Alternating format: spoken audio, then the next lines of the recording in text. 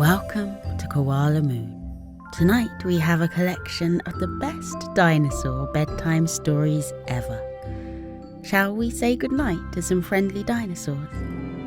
Before we do, could you please tap subscribe? By doing this small thing, you'll let YouTube know you love what we do, which will help us grow. Tap subscribe and thank you. Snuggle down and I'll begin. This is The Friendly Dinosaur Next Door by Jane Thomas.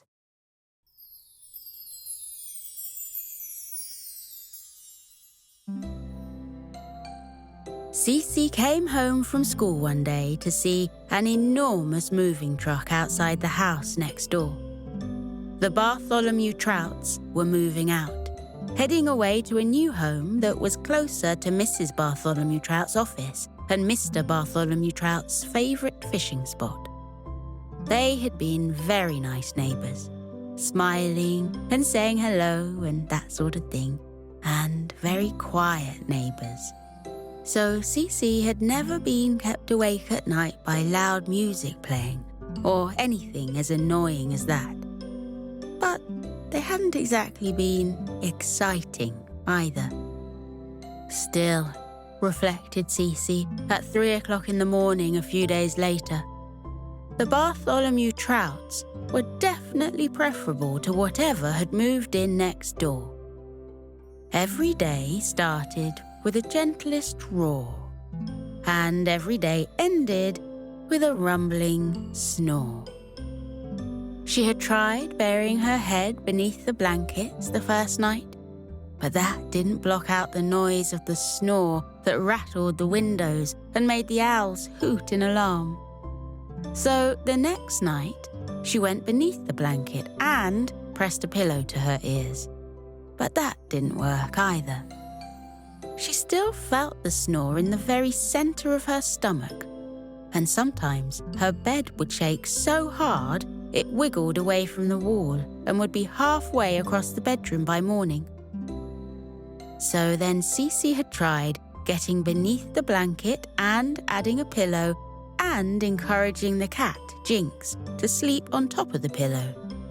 But still, the snore came through the wall, and in the morning, still the roaring yawn reached through the layers and seemed to shake her very soul. Cece was so tired in school that she kept falling asleep, her head dropping down until her chin rested on her chest, and Mrs. Posseltrump would stand in front of Cece's desk and cough loudly until she woke up. And after the second day, when the coughing didn't wake Cece, Mrs. Posseltrump took to banging a book on her desk. And on the third day, when neither the coughing nor the book banging could wake Cece, Mrs. Posseltrump gave up entirely and instead carried the sleeping girl to the pile of beanbags in the corner of the room and settled her down with a blanket. It wasn't until the weekend arrived and Cece was at home all day that she finally met the cause of the snore that rolled from the belly of the house next door. Cece was sitting in the garden in a deck chair, idly counting fat, fuzzy bumblebees to help her fall asleep, when over the top of the fence popped the head of a dinosaur. "Hello," the head said, and Cece rubbed her eyes and shook her head and looked again, just to check it really was a dinosaur. Another head popped up alongside the first, a dinosaur that wore bright red lipstick and sported a sparkling necklace. That head said, "Hello," too, and a tiny hand reached up and waved. Cece didn't like to be rude to the new neighbours, but she was fairly sure she must be imagining the whole thing. She was so ridiculously tired that she turned her head away, stared resolutely at a bumblebee, and ignored everything that was happening over near the fence. Had she looked, she would have seen the two heads turn to each other, two sets of sloping dinosaur shoulders shrug, and then the heads disappear from view. Then she heard the sound of a lawnmower starting up.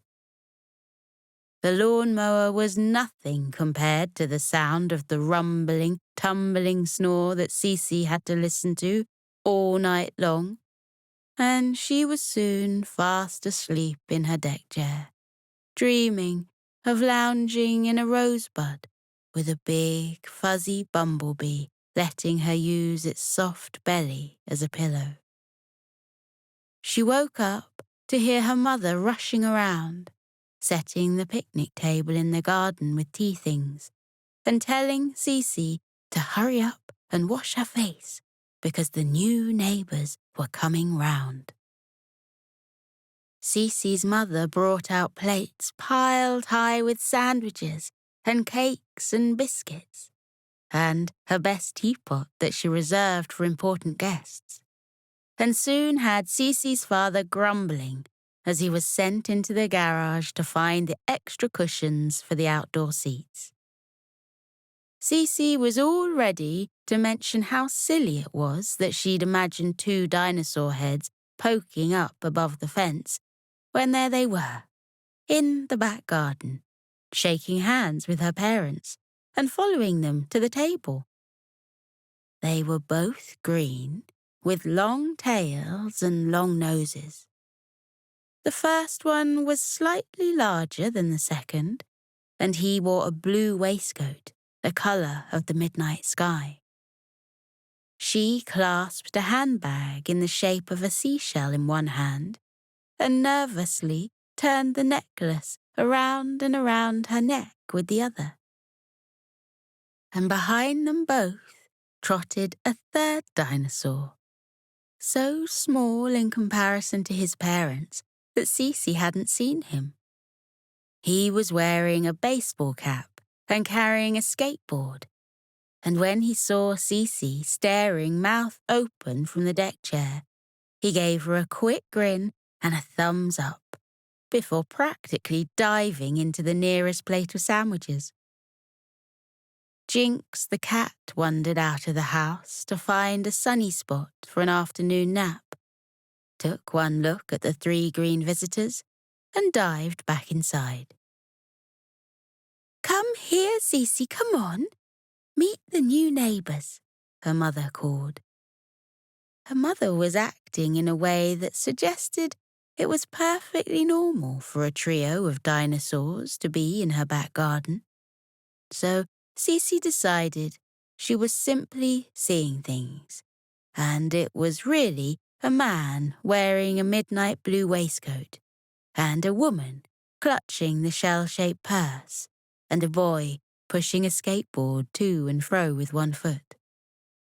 But there was no mistaking the scaly hand that reached out to shake Cece's. And as soon as she heard the roar that poured out of the biggest of the dinosaurs, Cece knew she wasn't imagining it at all. "Yes," her mother was saying. "I remember some years back we met a lovely family of dinosaurs, didn't we, Donald?" She prodded her husband as she spoke. "What were they called? Oh, what was their name?" "The trumpeters," said her husband, munching on an egg and cress sandwich. "Yes, that's it," she said. "The trumpeters. Lovely family. Very good at tennis.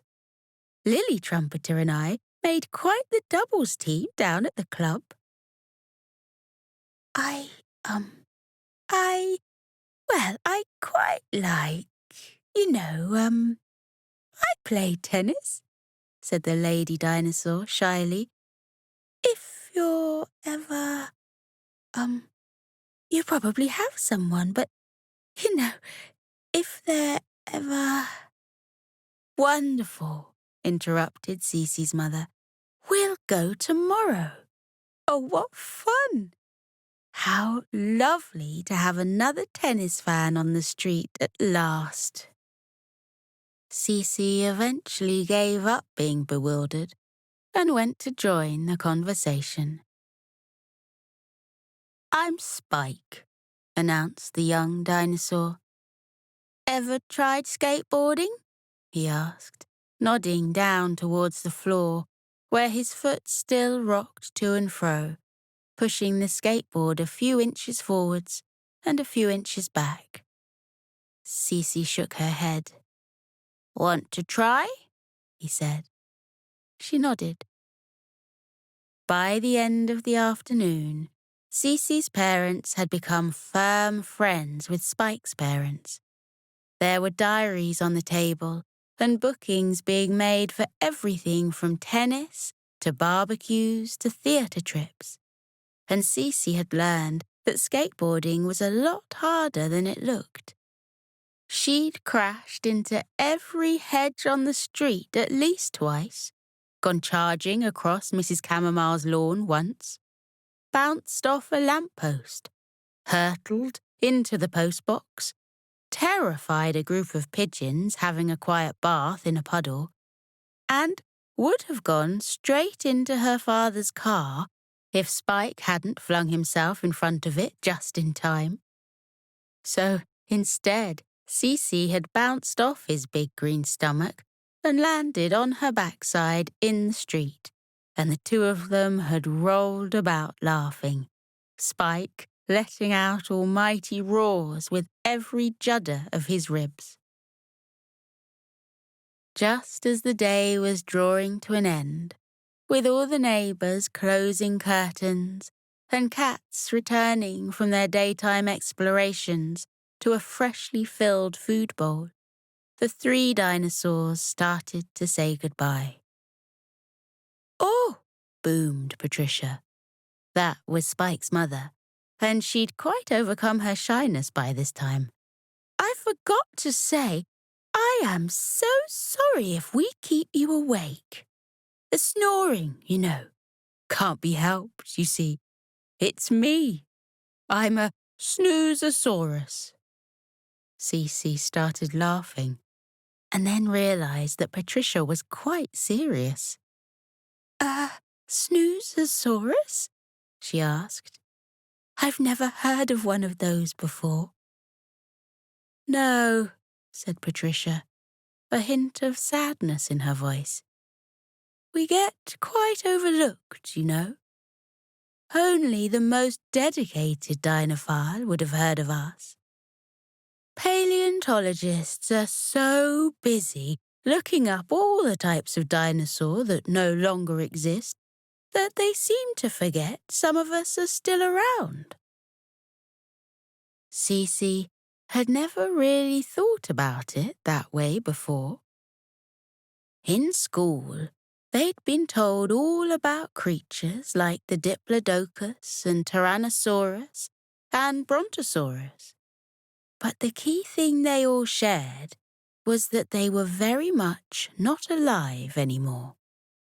She turned to Spike, and he guessed her question.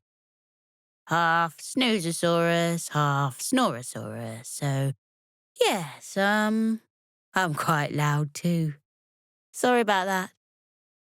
Spike's father held up his hand. "Guilty as well. I'm the Snorosaurus of the family." Cece was beginning to understand why every day ended with a rumbling snore. They all seemed very lovely, and she didn't want them to feel guilty for keeping her awake all night. So instead, she muttered something about barely hearing a thing and sleeping like a log and being as snug as a bug in a rug as soon as she burrowed down beneath her blanket. Cece became something of an expert at sleeping within a mountain of pillows. Every day, she would find a new one and sneak it upstairs, squashing it into her backpack or shoving it up her jumper. Her mother took to visiting the store almost every week to buy new cushions to replace those that mysteriously disappeared from the living room. And Cece, in a desperate bid to get as much sleep as possible, learned to knit. Soon, she could knit without even looking at her hands and fingers, and she knew the pattern to every sort of woolly hat imaginable. She knitted scarves that she could wrap around her head, and hats that she could pile on top of other hats, and blankets that could be layered one above the other. Of course, it didn't take long for Jinx to decide that Cece's was his favourite room in the house. Every time he went in, there was an even more comfortable sleeping spot than there had been before. He sometimes watched in amusement from his pile of cushions in the corner, while Cece tried desperately to move enough out of the way so she could get a particular book on the shelves, or pull a new dress out of the wardrobe. Jinx created entire worlds beneath those cushions, tunneling in and hiding in a series of dens and hideaways that were the warmest, snuggest, safest, softest places he had ever known. To be honest, if the man in the moon had fallen out of the sky and landed in Cece's bedroom, he would have been completely safe. There were so many pillows and cushions and plump things and soft things, and hats and scarves and blankets and coats, that the man in the moon would barely have noticed a bump as he came down to earth. That is how dedicated Cece was to sleep. Every night, wrapping herself up burrito style in 100 layers or more, snuggling down to sleep far away from the rumbling snore that tumbled across from the dinosaur next door. The days became weeks, and the weeks became months, and somehow the months rolled together and made an entire year. Spike was far and away the most popular creature in school. If ever his long tail accidentally knocked something over, he was so very apologetic and so very quick to leap and pick everything up that nobody minded at all. And if ever his explosive shriek and a roar of a laugh alarmed anyone, he gave them the biggest hug he could, which is quite difficult when you have very small dinosaur arms, and said sorry, with tears glistening in the corner of his eyes, and it was impossible to be mad at him. He was very careful to sit right at the back of the class, because although he was small by both Snoozosaurus and Snorosaurus measures, he was still decidedly large compared to everyone else.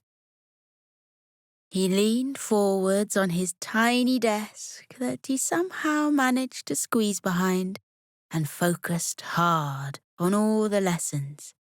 And he loved learning everything so much that suddenly there were no more boring lessons for anyone. Those who had hated maths and numbers and sums and complicated fractions found themselves looking forward to the lessons, because Spike would keep saying, "Wow!" or "That is so cool," whenever the teacher taught them something. Those who had hated history and found it just a load of dates and battles and kings and queens that they had to remember changed their mind when Spike positively swooned at everything the teacher said. Plus, he would add really interesting stuff. Mrs. Postlethump, he would say, reaching his small dinosaur arm up to the ceiling as well as he could. Did you know that Henry VIII kept a small pet dinosaur, a Flamosaurus, especially for lighting his fires? And Mrs. Postlethump would have to admit that she hadn't known that, and everyone's eyes would go a little wider, and they'd rush to write it down in their notebooks. Geography became quite wonderful too. It turned out that dinosaurs liked a holiday in the most random corners of the world, going back to places where their distant relatives had once roamed the land. And Spike always came up with fun facts and photographs. Mrs. Postlethump, he would say, did you know that the first creature to reach the top of all the highest mountains on all the continents was known as a Summitosaurus? And Mrs. Postlethump would have to admit that no, she didn't know that at all. And Spike would take out pictures of a friendly Summitosaurus he had just met last summer. He kept reminding everyone that just because they hadn't heard of something didn't mean it didn't exist. He explained it to Cece one evening as they walked back from the skateboard park. You see, there are things we know, right? She nodded. And there's things we know we don't know, like, you know rockets have been to the moon, but you also know you don't know how to make a rocket. Cece nodded again. But there's also things that we don't know we don't know. Cece's head hurt. No, you've lost me, she said. Spike tried to work out how he could explain it better. Then he had an idea. He popped Cece onto the front of the skateboard, and he stood on the back, just as they had done 1,000 times before. And he scooted them swiftly towards the library. As they tried to go in, the librarian, a particularly grumpy-looking grizzly bear, who had extra grizzle about her that day, pointed at the skateboard and waggled a finger. No, she mouthed. Spike rested it alongside the umbrella stand and the coat hooks and went back in, holding out his hands to the librarian to show they were empty. She reluctantly opened the barrier for him to join Cece, who was standing, waiting for him. He led her all the way through the library, pointing to the left and right so she could see all the shelves of books. Then he led her through the doors at the back of the room and guided her upstairs.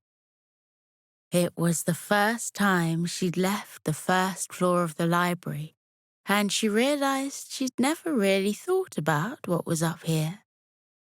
In they went to the next sets of shelves, and this time, Spike started pointing out the different section names. Philosophy, she read, and wondered what that could be about. Psychology, she saw, and scratched her head.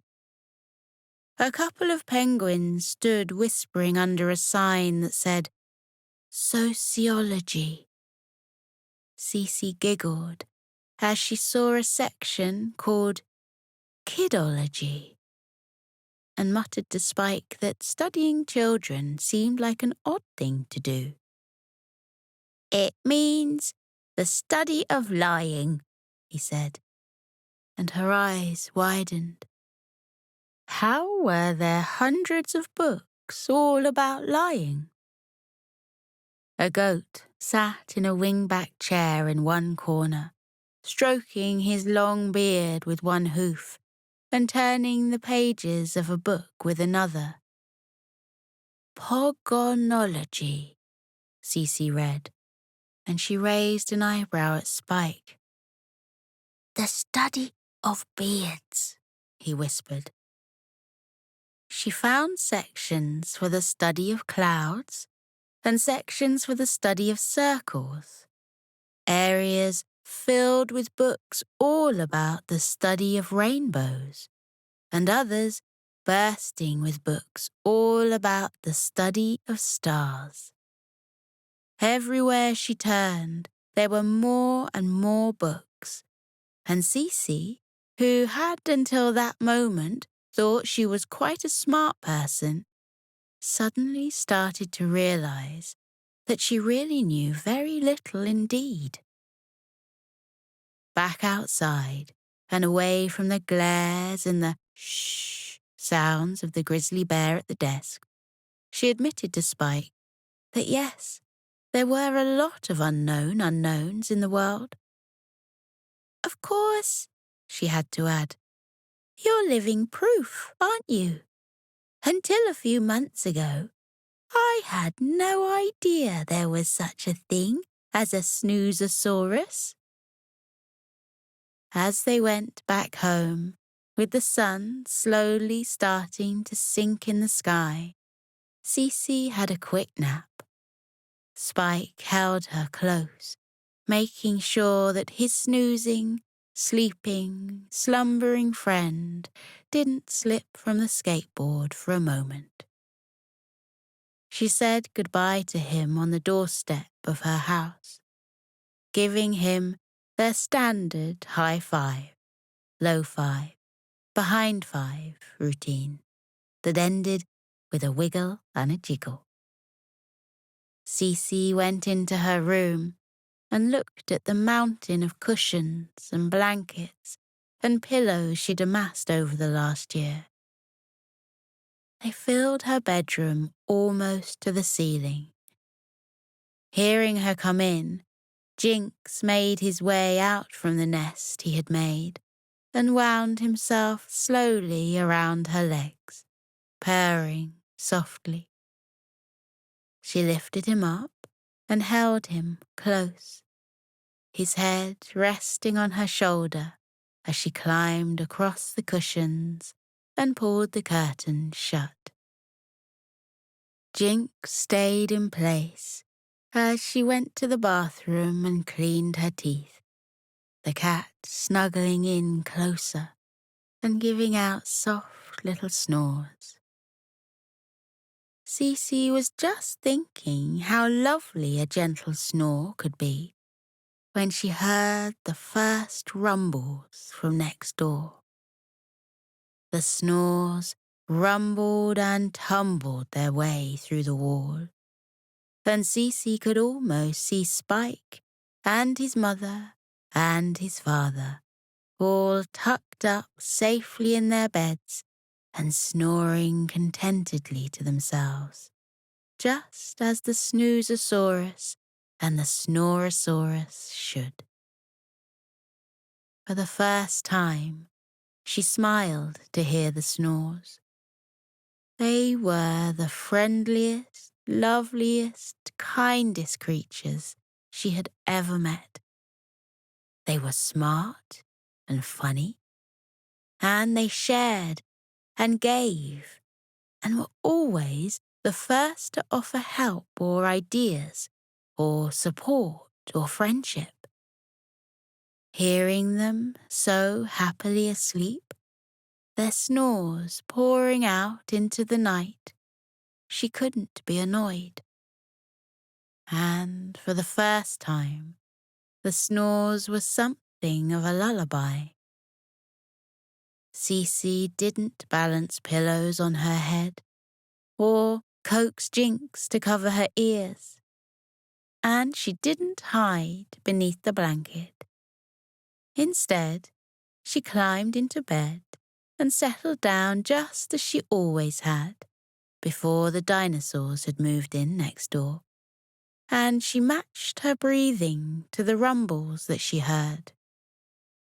In the silences, she breathed in, and with the rumbles, she breathed out, gently in and gently out, Jinx lay on her stomach and rose and fell in time with Cece's breathing.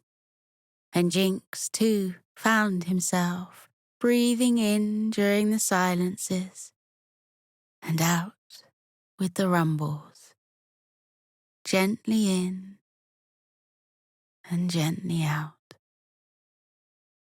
That night, Cece had the best sleep she had for an entire year. She had finally learned to live with the rhythms of the world, accepting that there were some things she would never be able to change, and that instead she would have to learn to live with them. She dreamed of walking through a library where owls brought books to her from the highest shelves, floating down to her with widespread wings and books resting in baskets that hung from their feet. Then the end wall of the library disappeared, and there were masses of soft white clouds leading out into a sky of midnight blue.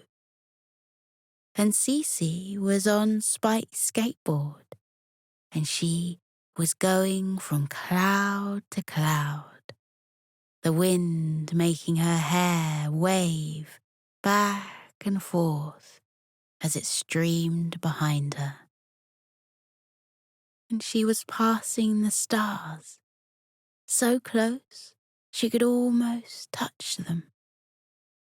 And she looked behind to see a trail of silver where she had travelled on the skateboard.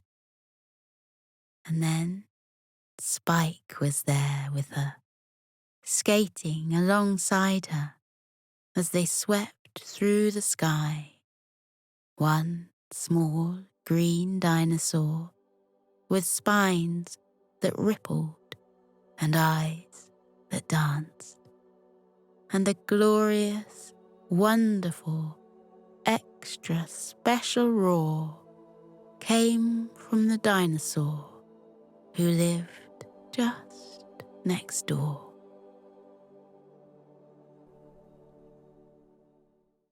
Dinosaurs in the Castle by Gillian Rogerson.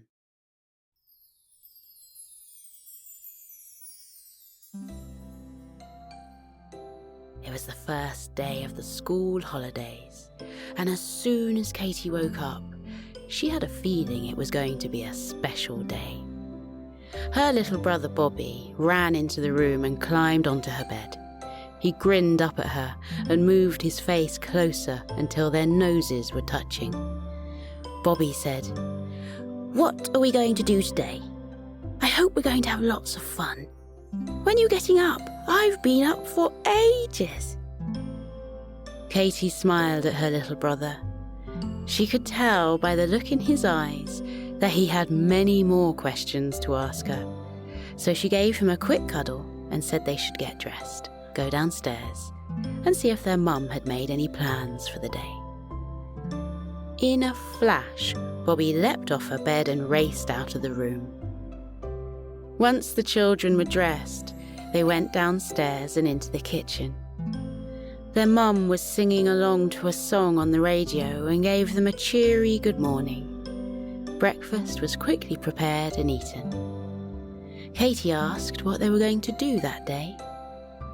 There was a twinkle in Mum's eyes as she said, "We're going to a very special place this morning, somewhere we've never been to before. I saw it in town last week and knew it was the perfect place to take you both. As soon as you've brushed your teeth, we'll set off." The children were ready in record time and waited at the front door for their mother. Bobby talked non-stop about where they could be going. He was convinced it would be somewhere magical. The family left the house and walked into town. The sun was shining brightly and flowers bloomed in front gardens. They came to a stop outside a new shop that Katy had never seen before. The children peered closer at the items displayed in the shop window. Brightly coloured toys nestled in layers of blue, green and purple silk. Sparkling sequins lay scattered on the smooth material. Glittering butterflies and unicorns had been painted on the glass window, and they twinkled in the light of the sun. Katy said it looked like a toy shop. Bobby said it looked like a magic shop. Their mother said, "Perhaps it's a bit of both. Let's go inside." She opened the door and a tinkling bell sounded out. They stepped into the shop, and to the children it seemed like they had stepped into another world. There were toys everywhere, lined up on shelves, overflowing from boxes, laid out on large rugs waiting for children to play with them. The shop walls were painted in sparkling shades of blue, green and purple, which added to the magical feel of the shop. It wasn't like any shop Katy had seen before. There was something different about it, but she couldn't think what that was. Before she could ask their mother what kind of a shop it was, a woman appeared before them. She had long, rainbow-coloured hair that lay in a plait over her shoulder. She was wearing a flowing dress made out of blue, green and purple silk.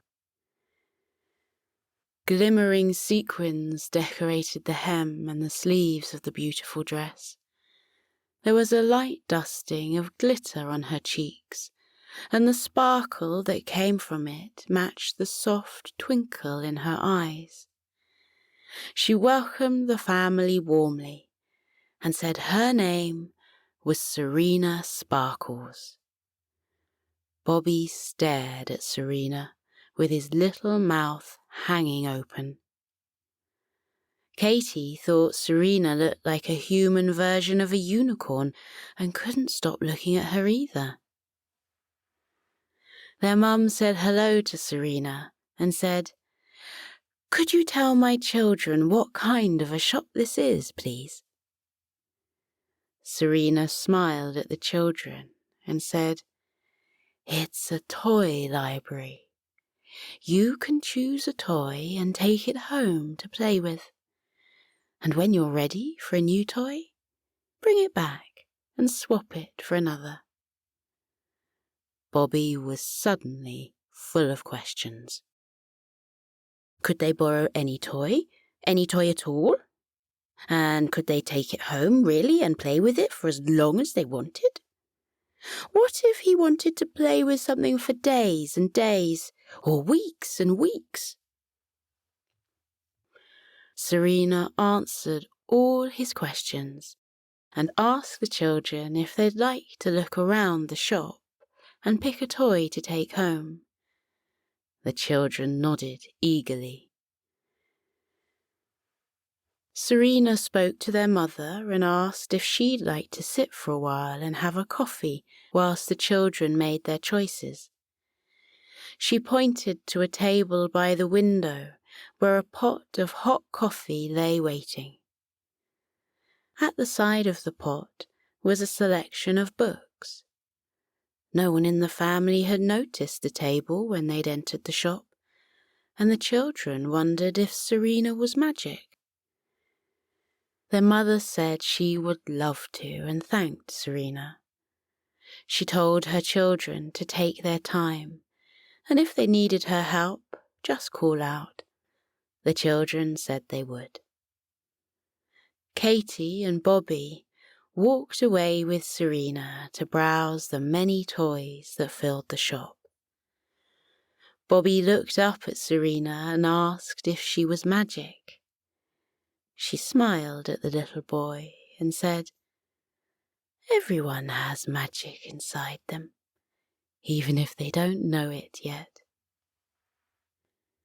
She led them over to some shelves that were full of books and board games. She told them to take their time looking at the toys. Katie loved board games and books. She looked closer at the items on display. Bobby had already decided he didn't want any of them and started to look at the tables next to the shelves. Some of the tables were full of sand and had digging tools too. Other tables had modelling clay on them with moulds in the shape of animals and vehicles. Painting tables were set up with brushes, paints, and lots of paper. Serena noticed where Bobby was looking and said he could play with something on the tables whilst he waited for his sister to make a decision. Bobby wandered around the tables. They all looked fun, but he didn't stop to play with any of them. He kept looking around, searching for something else. After a good look at the board games and books, Katie decided she didn't want to borrow any of them just yet, and continued to look around the marvellous shop. She soon found something wonderful. So did her little brother. Katie found a beautiful wooden castle that had a drawbridge. She told Serena she'd been learning about castles at school and would love to borrow it.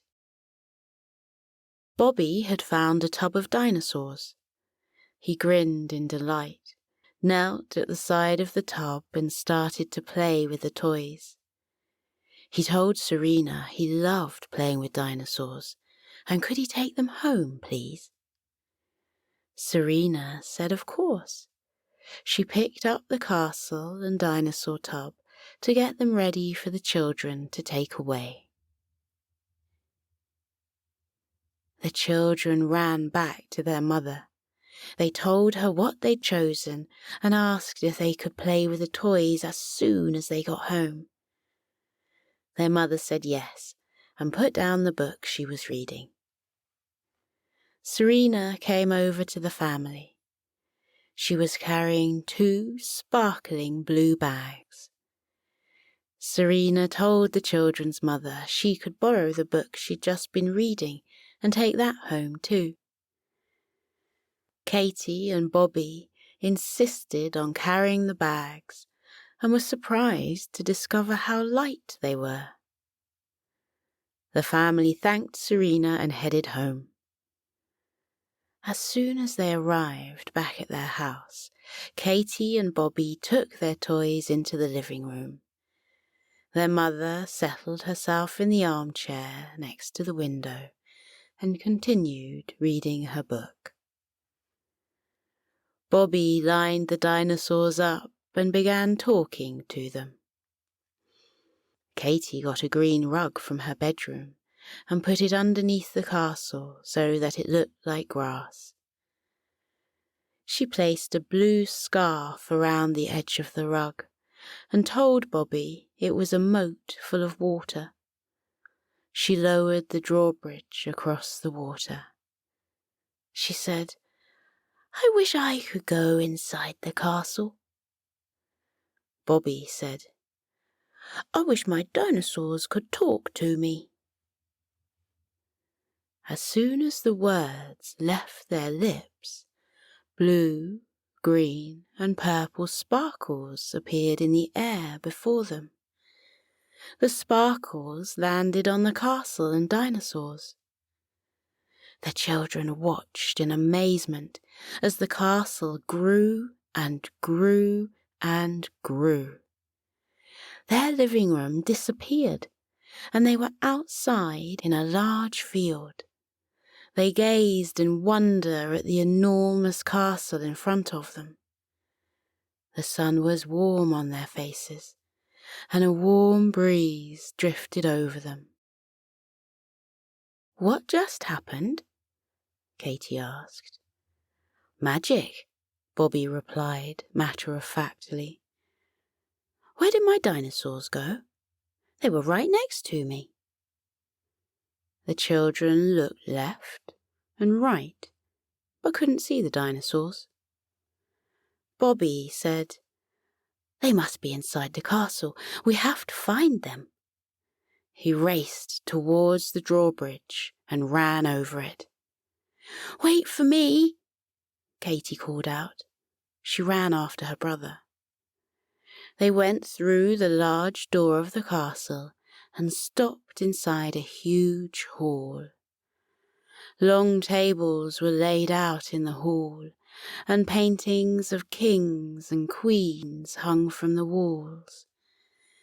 It was a magnificent sight, but the children had all their attention on something else. At the far side of the room was a dinosaur dressed in a red tunic and a pair of yellow trousers. It was a T-Rex, and she was dancing and singing. Bobby said, "That's one of my dinosaurs. Let's talk to her." He ran over to the singing animal, and his sister followed him.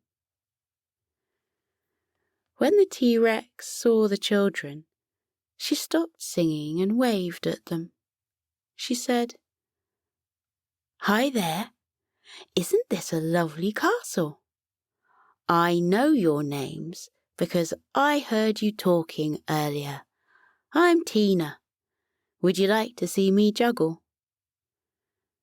Katie and Bobby had never seen a real dinosaur before and stared at her without saying a word. Tina picked up some cloth balls and began to juggle with them. She was very good and even managed to juggle with her eyes closed.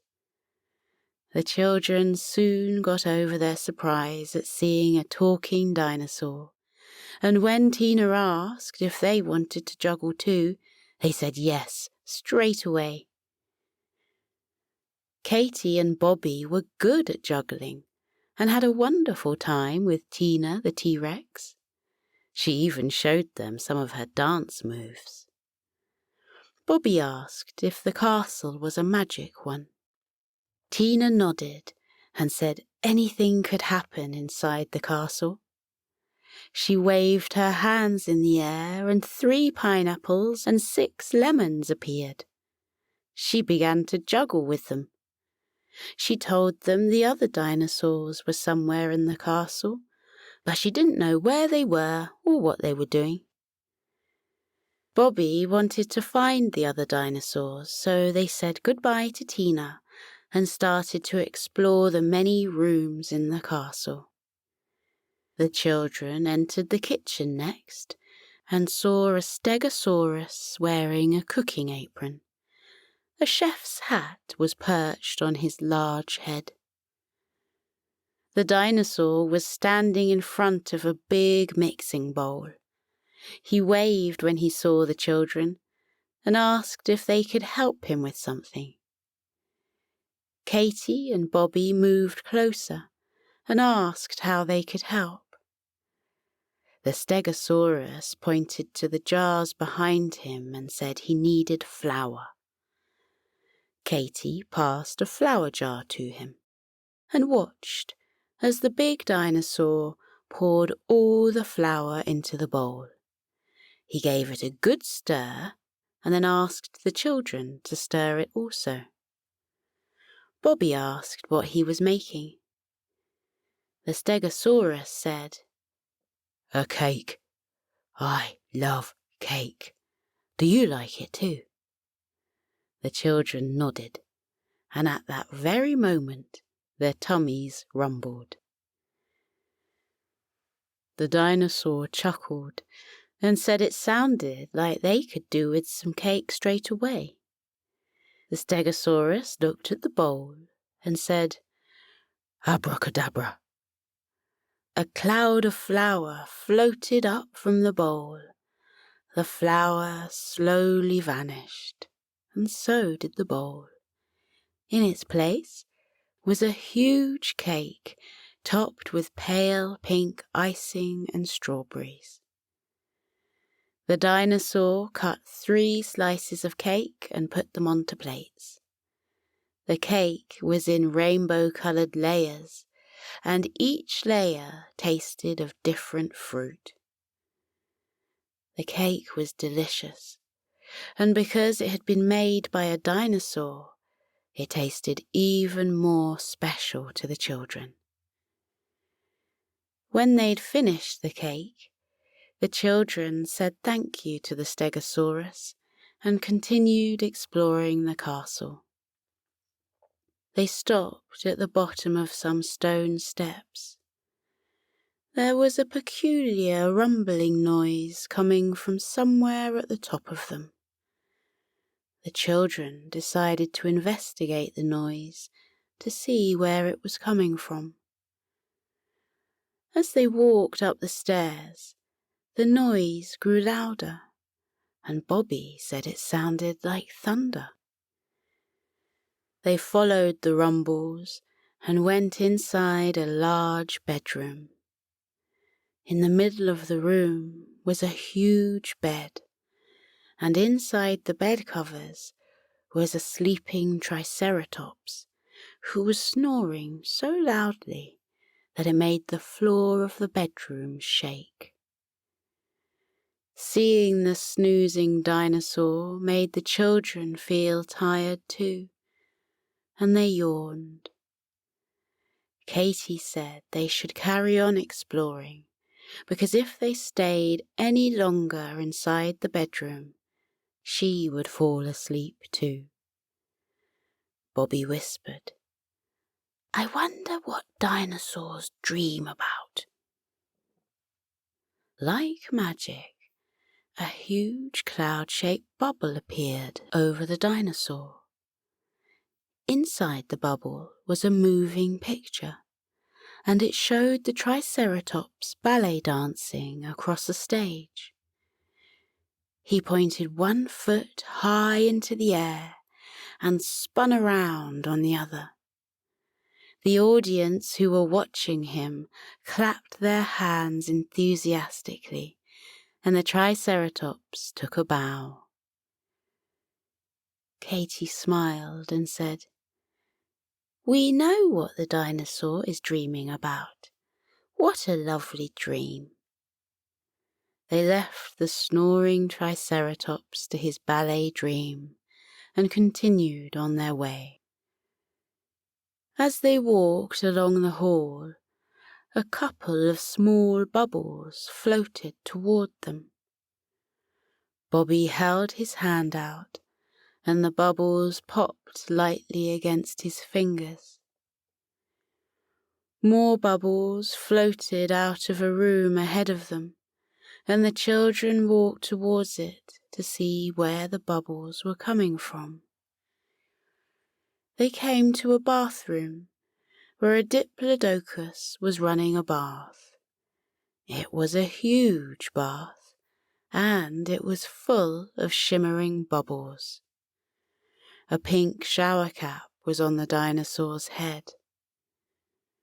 She smiled at the children and said hello. She told them her name was Daphne and asked if they liked the bobbing bubbles in the bath. The children nodded. Daphne the diplodocus said, "These are magic bubbles. Would you like to see what they can do?" The children nodded again. Daphne scooped up a handful of the bubbles and blew them towards the children. 2 of the bubbles grew bigger and bigger until they were the same size as Katie. Daphne said if the children stepped into the bubbles, they could tell it where they wanted to go, and the bubbles would carry them there. Katie asked Bobby where he wanted to go next.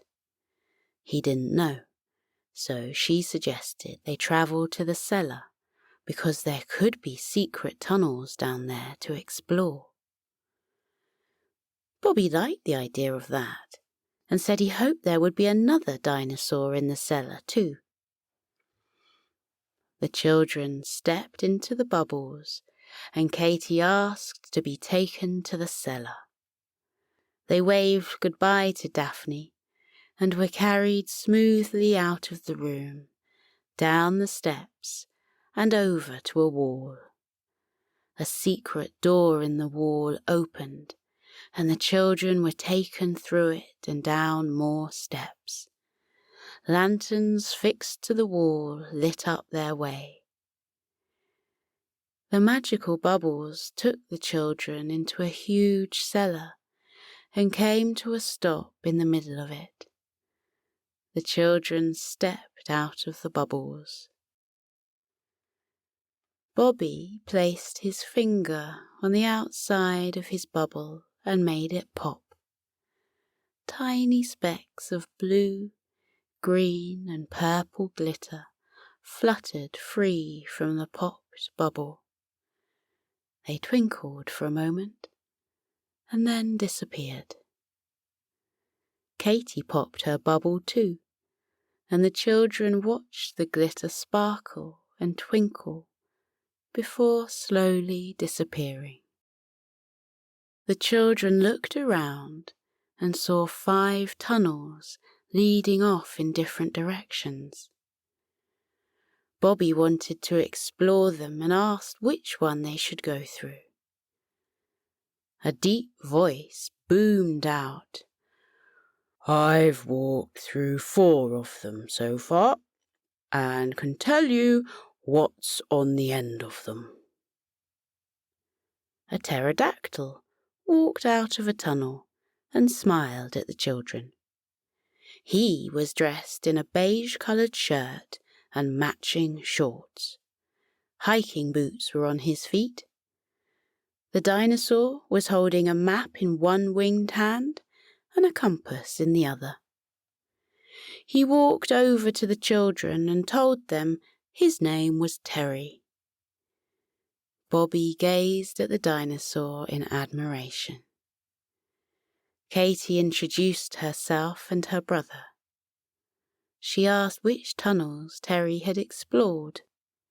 Terry, the pterodactyl, put his map and compass away in one of the many pockets on his shirt and pointed to the various tunnels.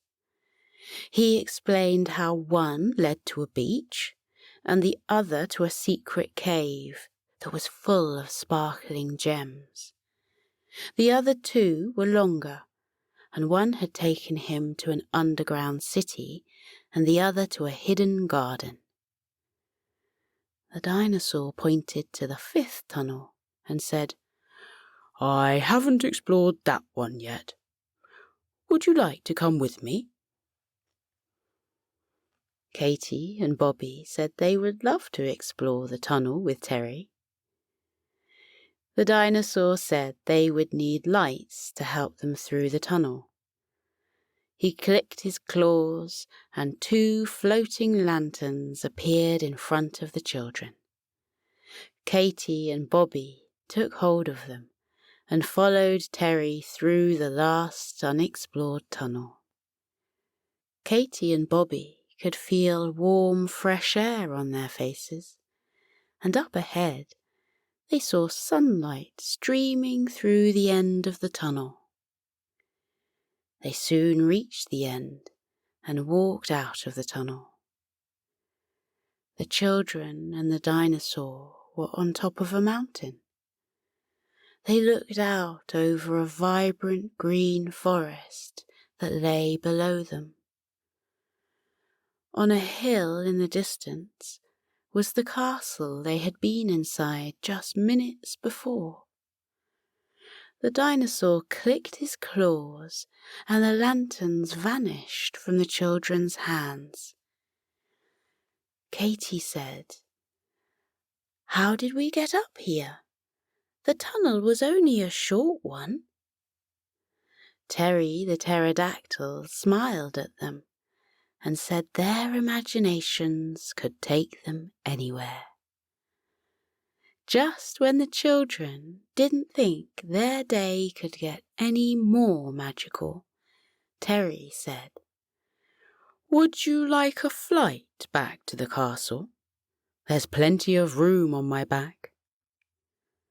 Bobby and Katie nodded eagerly. The pterodactyl lowered his back, and the children climbed on. Safety belts appeared and wrapped themselves around the children. Terry opened his wings wide and took to the sky. The children grinned at each other in utter joy. The dinosaur swooped over the trees and towards the castle. Warm air flowed over the children as they were taken on their magical dinosaur ride.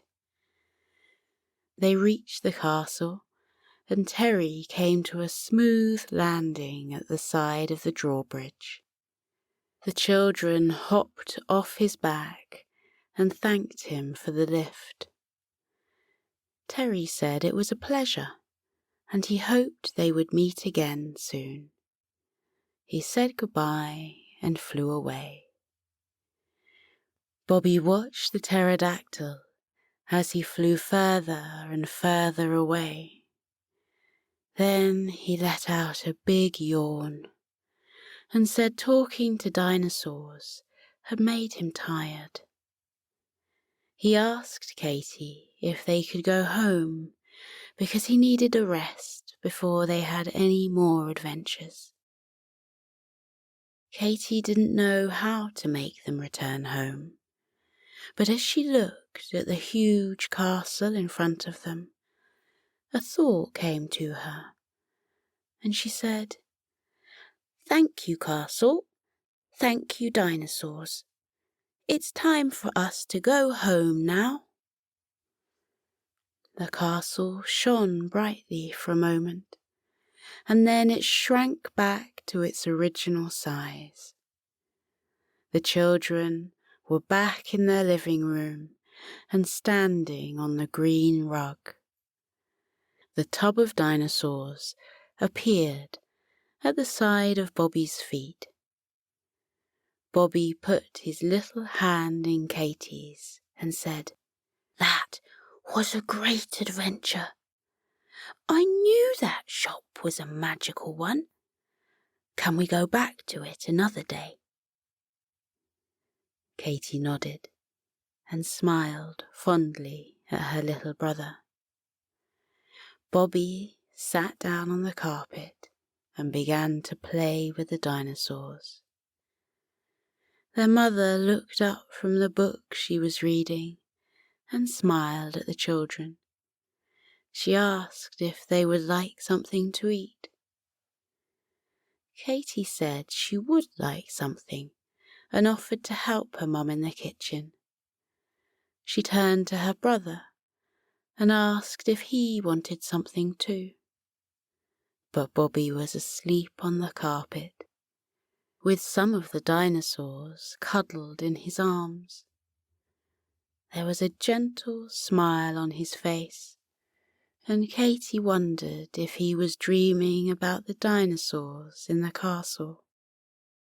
She took a cover off the sofa and gently tucked it around the sleeping boy. Katie went into the kitchen with her mum and asked when they could go back to the toy library.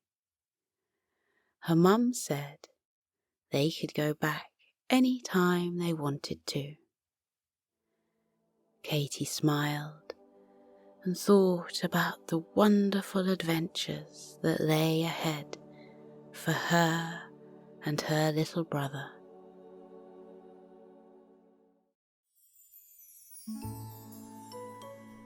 High on a mountaintop in Sleepy Forest, a baby dragon was getting ready to hatch from its egg.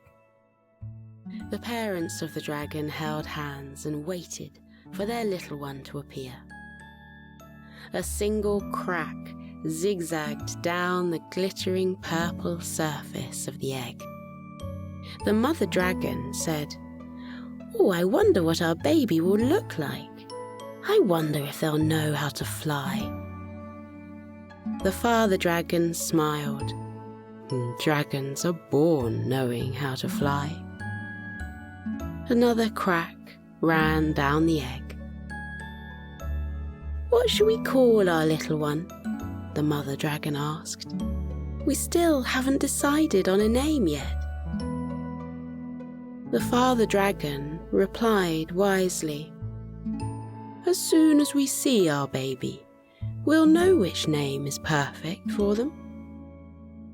A third crack appeared on the egg and ran all the way around it. The purple egg began to jiggle from side to side, as though the little dragon inside just could not wait another minute to get out.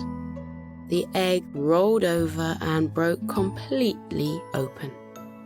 A baby dragon, with skin the colour of freshly opened leaves, jumped up and smiled up at his parents. His proud parents looked into his emerald green eyes and fell totally in love with him. To their surprise, their son began to do something quite unexpected. The little dragon shuffled his feet along the ground, waved his arms in the air, and wiggled his little dragon bottom. The mother dragon whispered, "What's he doing?" "I'm not sure," the father dragon whispered back. "Maybe he's got an itch that he needs to scratch." The confused parents looked more closely at their beautiful son. The little dragon nodded his head in time to a silent rhythm and tapped his feet on the ground. He clicked his fingers and began to hum a joyful tune. Then he jigged from side to side and kicked his legs in the air. He waved happily at his parents as he moved around. His mother and father waved back, but they didn't know why their son was moving in such a peculiar way. Just at that moment, a beautiful owl landed on the branch of a nearby tree. She fluffed her white feathers and settled herself more comfortably on the branch. She smiled at the parents and said congratulations to them on the birth of their son. The parents kept their eyes on their son, but moved closer to the owl and asked if she knew what he was doing. "Dancing," the owl replied, "and very good he is too. He's got a good rhythm going on there. Look at him go. He's making me want to dance too." The owl started to bop up and down on the branch. The mother dragon said, "But dragons don't dance. We fly and we walk, and sometimes we run if we have to, but mainly we fly." The owl gave the parents a knowing look. "You used to dance, don't you remember? Didn't you two meet at a moonlight disco years ago? Isn't that where you fell in love with each other?" A dreamy look came into the parents' eyes, and they gazed fondly at each other. The mother dragon said, "Oh yes, we did meet at a moonlight disco. I've been so busy flying here, there and everywhere that I've forgotten we used to dance." "Your son was born with a love of dance in his heart," the owl said. "Has he got a name?" "Oh, we forgot about that," the father dragon said.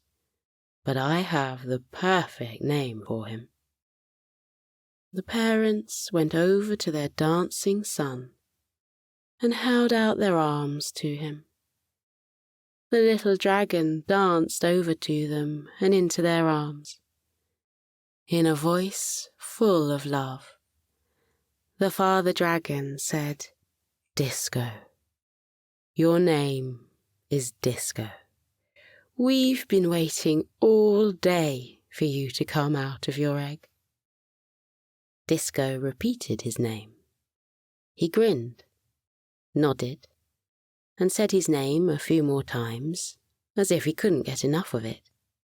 Then he jumped out of his parents' embrace and began to dance around the broken eggshell, whilst singing his name over and over again, and clicking his fingers and tapping his toes. The sight of their happy son made the mother and father dragon laugh in delight. They attempted to join in with his dancing moves, but they couldn't quite remember what to do and gave up after a while. Disco danced a little longer before flopping to the ground and falling fast asleep. The next day, the proud parents introduced Disco to the other dragons who lived on the mountain. Disco shyly said hello to the gathering of dragons, and then he began to dance. He just couldn't help himself. His feet just had to hop from side to side. His arms just had to wave back and forth, and his body just had to twirl and whirl around. The other dragons were astonished and asked the parents what Disco was doing. "Dancing," Mother Dragon replied, with a loving smile on her face. "But dragons don't dance," an elderly dragon said. "We fly, and we walk, and sometimes we run if we have to. But mainly we fly." Mother Dragon nodded. "That's what I thought, but then I remembered that we all used to dance. But we were so busy flying here, there, and everywhere that we forgot how to. Do you remember how to dance?" The elderly dragon frowned, as though searching for a memory. He said, "I'm not sure. Did we really dance?" Mother Dragon nodded. "We did. Disco was born knowing how to dance. He's got a natural rhythm in his heart, one that we all have. I keep trying to copy him, but my feet trip over each other. But I'm certain I'll remember how to dance again soon." The elderly dragon smiled. "I hope I remember too. Look at the fun Disco is having." The little dragon continued dancing and added a few wiggles and jiggles. He shimmied back and forth along the ground, humming happily to himself.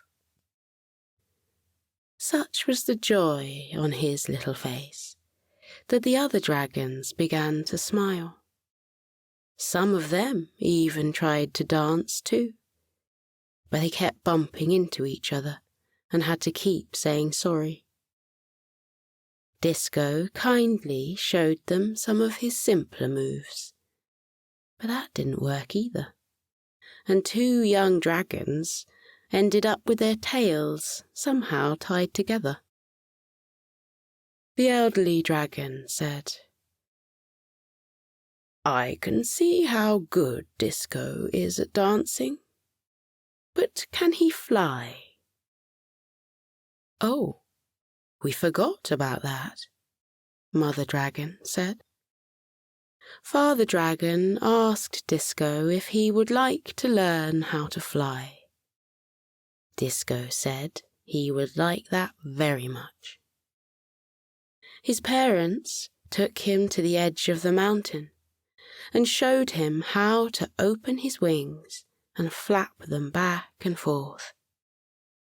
Disco copied them and soon found a rhythm in the flapping of his wings. His feet jigged merrily from side to side, as though dancing to the movement of his wings.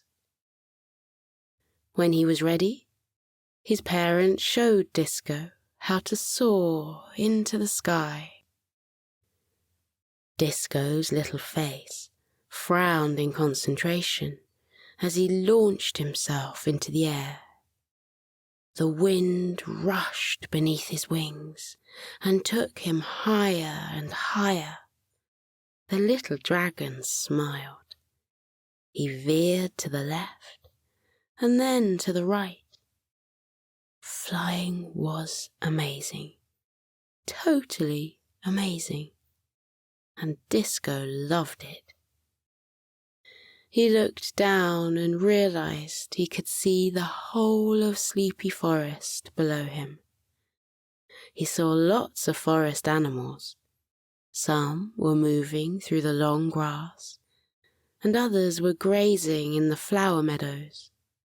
A few were wallowing happily in the rivers, and some were asleep in the trees. To his surprise and delight, he noticed some elephants were actually dancing. Disco had never seen anyone else dance before. He swooped a bit lower to get a better look. The group of dancing elephants saw him and waved their trunks in a cheery hello. Disco waved back. The need to dance was too strong for Disco to resist. He flew to the nearest mountain and landed on top of it.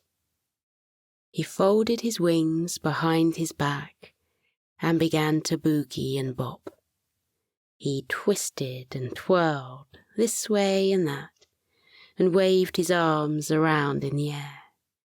He hummed a happy tune. It was a melody that came straight from his heart. His parents landed next to him and watched lovingly as their little dancing dragon boogied cheerfully on the mountain top. He was a joy to watch. After a while, the dragon family took to the skies again. But even though Disco loved flying with his parents, the second they landed, he began to dance. He just couldn't help it. His parents loved flying with their son too, but they could see how much his face lit up with pure happiness every time he danced. After discussing the matter between themselves, they came up with an idea.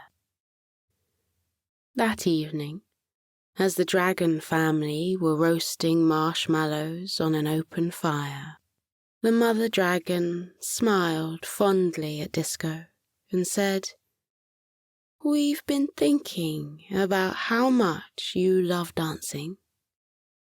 With his cheeks full of warm marshmallows, Disco nodded. He did love dancing very much. Mother Dragon continued, "And we thought it would be wonderful if you met other animals who love dancing too. Perhaps you could even dance with them." Disco quickly swallowed the marshmallows. "Really? I would love that. When we were flying earlier, I saw some dancing elephants down in the forest. I'd love to meet them. Do you think they'd like to meet me?" "Of course they would," his father said. "You are an amazing little dragon with a very special talent. His mother said, "You should fly down to the forest tomorrow and meet those elephants.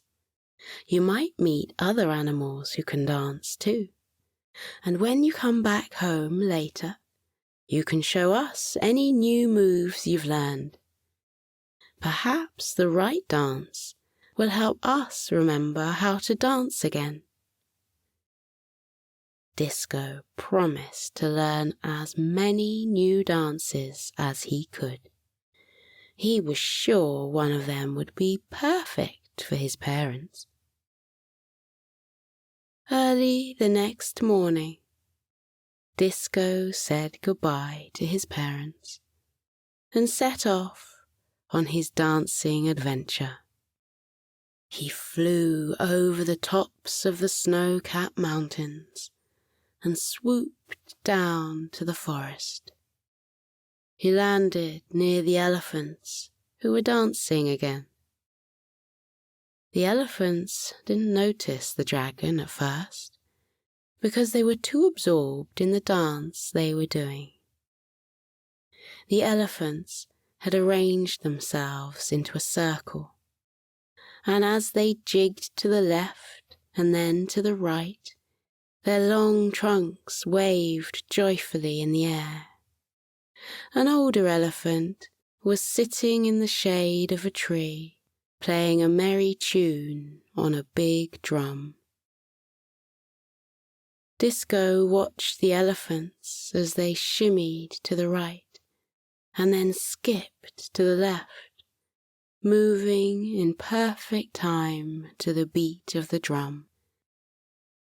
Before too long, Disco felt the rhythm catching a hold of him. His feet began to tap, and his fingers clicked in time to the music. He moved closer to the elephants and watched their skipping feet. One of the smaller elephants noticed him, and with a smile she made space for Disco in the circle. Disco grinned happily and joined the dancing elephants. His steps were in perfect time with theirs, and he even added a little wiggle and whirl now and again. The elephants noticed his fancy moves and copied him. Soon, the elephants and the dragon had made up a completely new dance. When the dance had finished, Disco introduced himself and said thank you to the elephants for letting him join them. The small elephant said, "That was our first dance of the day. We're going to do another one now. You can join us if you like." "Do you know how to do the conga?" Disco said he didn't, but he liked the sound of it. The elephants organized themselves into a line, with Disco in the middle. Using their trunks, tails, and in Disco's case, their wings, the animals made a long line that stretched back into the trees.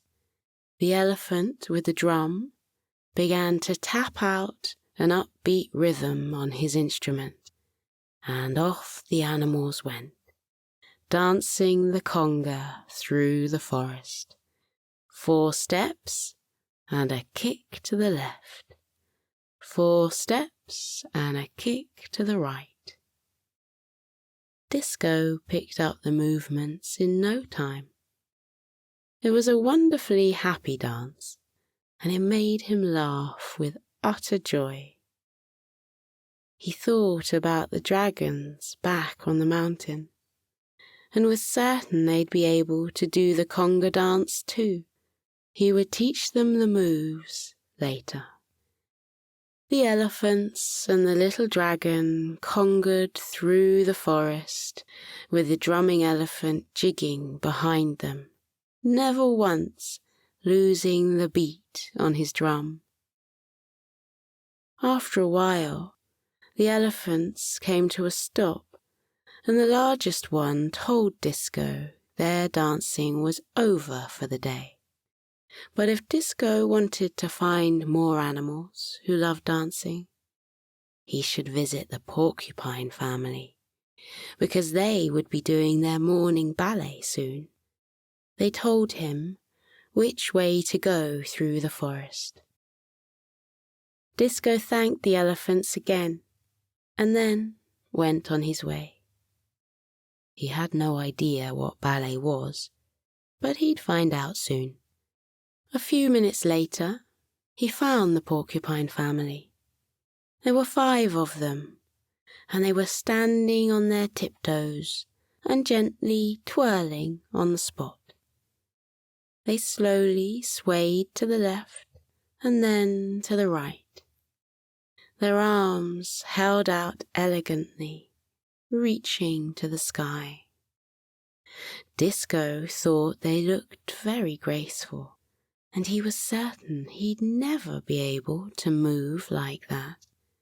The mother porcupine noticed the little dragon and welcomed him warmly. She said, "Are you the dancing dragon? I've seen you dancing on the mountain tops." Disco nodded. "I love dancing, but I don't think I could do what you're doing, though."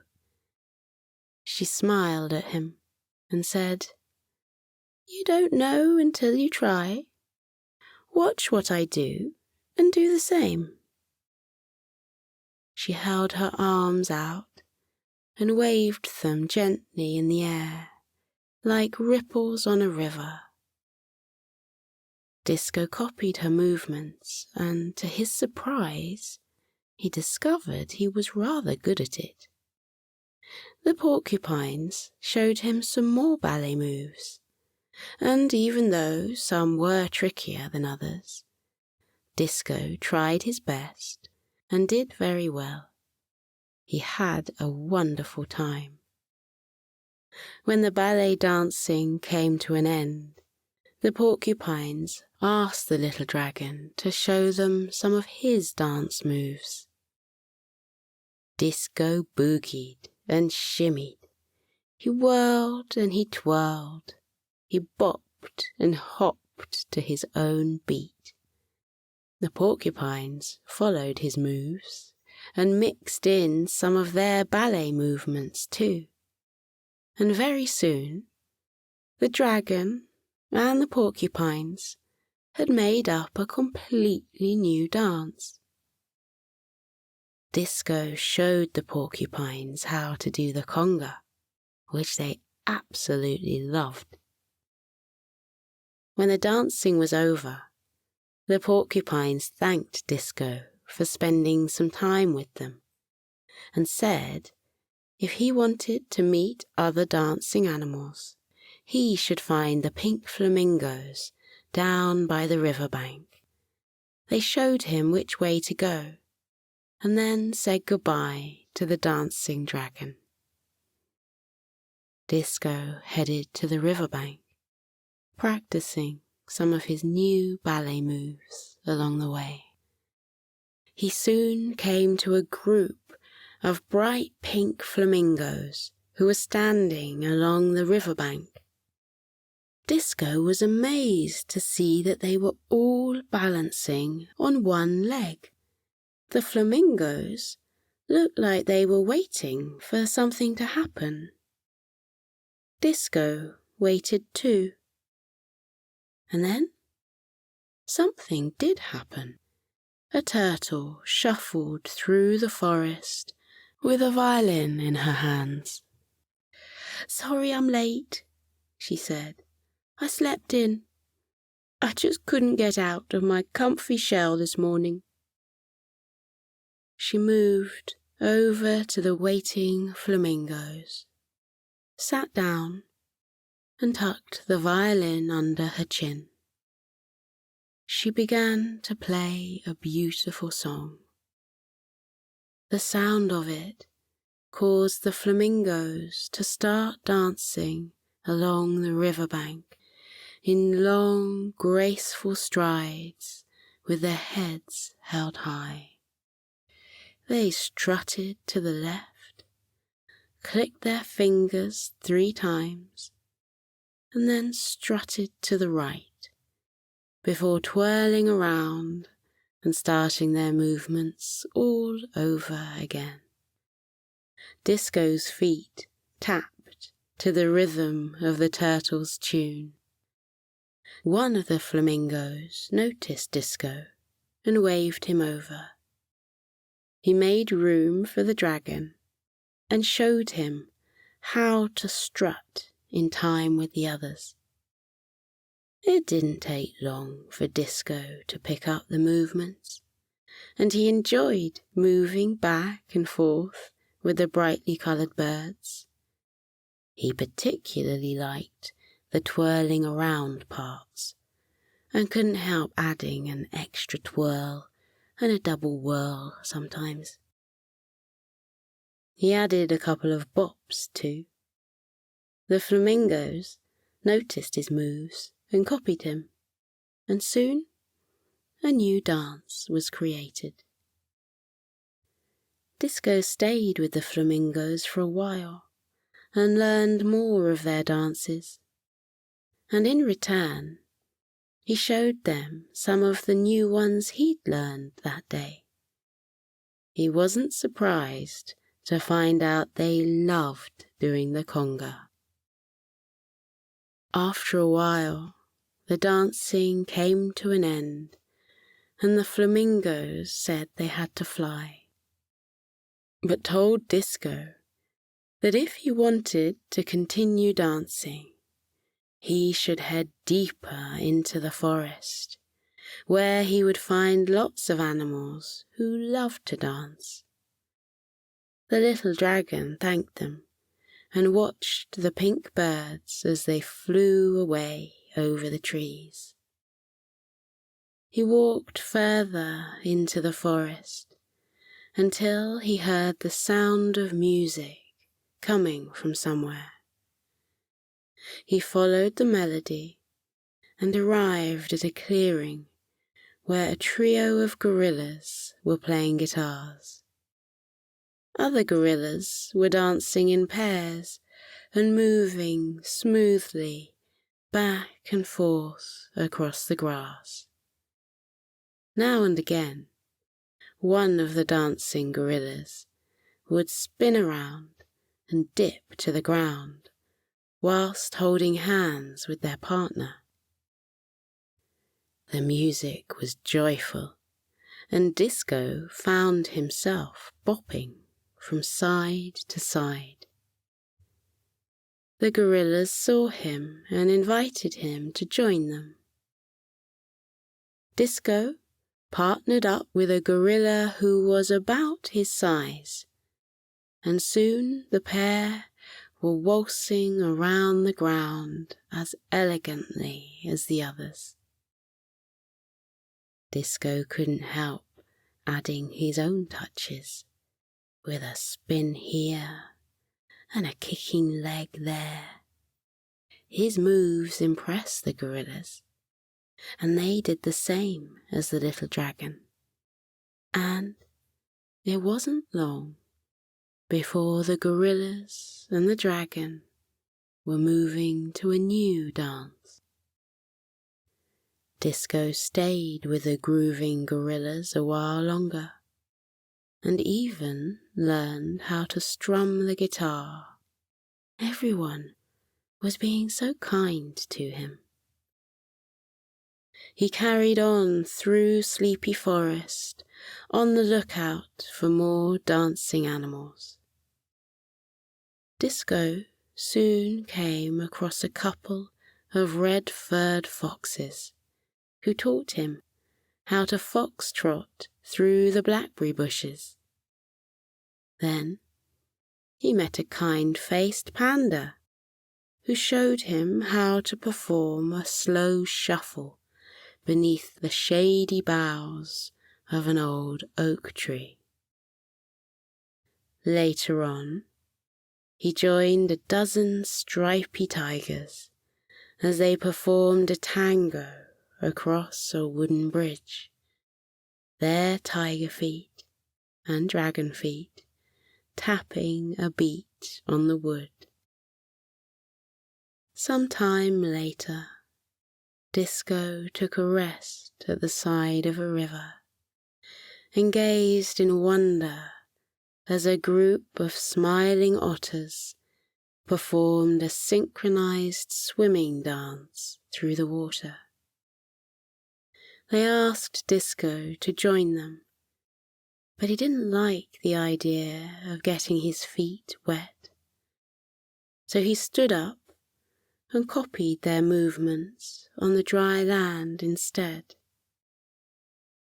The day wore on, and Disco carried on dancing with different animals.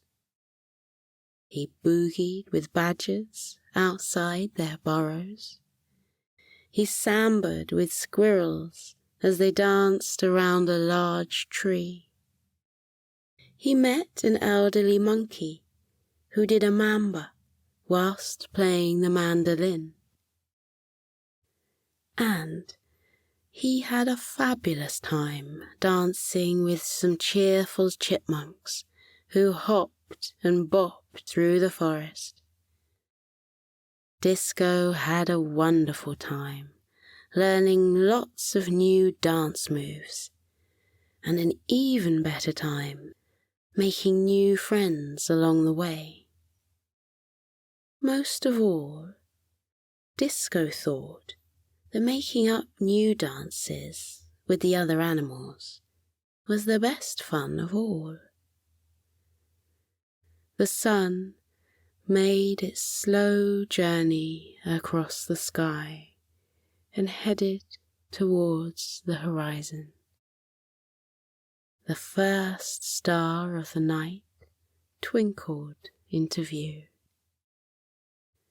The little dragon began to feel tired, and he couldn't stop himself from yawning. It was time for him to go home. He opened his wings and flew into the sky. But even though he was tired, his dragon feet still jigged a little jig as the memory of the day's dances lingered in his mind. As Disco flew through the darkening sky, he thought about the animals he'd met and all the dancing they'd done together. He'd had an amazing time and couldn't wait to do it all again. His mother and father were waiting for him on the mountain top. They hugged him and asked him about his day. The little dragon still had a small amount of energy left, so he showed his parents some of his new moves. More stars appeared, and a full moon shone down on the little dancing dragon. Disco was lost in the magic of his dancing and closed his eyes. He listened to the sounds of the night. Hoots came from treetop owls. A nightingale sang sweetly. The soft calls of goodnight echoed through the forest on the evening breeze. Disco felt the rhythm of the night surrounding him, like a soothing lullaby of relaxing sounds.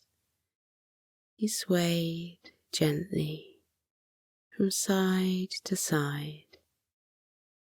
So lost was he in his nighttime dance that Disco didn't notice that all the other dragons on the mountain had silently gathered around him. They saw how slowly he was dancing and how his wings gently opened and closed as though he was flying. The dragons began to copy his soothing dance, and they softly swayed to the melody of the evening too. They smiled gently at each other. This was a dance they could all do easily. Still with his eyes closed, Disco yawned, and yawned again. His feet finally came to a stop. Mother Dragon scooped her son into her arms and took him into their cosy cave. She placed him in his bed and tucked a warm cover around him. She kissed him goodnight. She returned to the dragons and joined them as they danced their special nighttime dance. Very soon, and one by one, the dragons remembered how to dance. The moon shone down brightly on the dancing dragons as they discoed merrily through the night.